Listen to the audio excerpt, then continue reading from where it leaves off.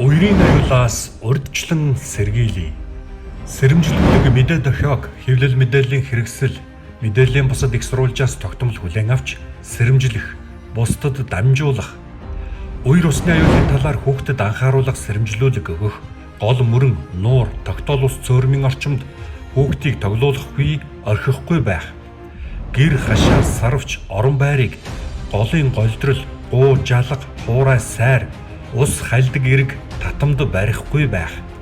Гол мөрөн нуурын ойролцоо амарч зугаалахдаа сонор сэрэмжтэй байж, уулын ам, голын айл сав, уярын буулт бүхий газарт отоглож хоноглохгүй байх. Орон сууцны хорооллын гараж, бие нэг давхар руу ус орохоос сэргийлэн хамгаалалт татах.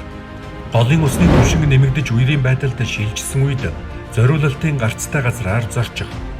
Уяр усны аюулаас хамгаалах далан, сувг, шуудуу, хашлага барих, өндөр хүчтэй цахилгааны дор, гэр сууцаа барихгүй байхыг анхааруулж байна. Уярын аюулаас урьдчилан сэргийлье.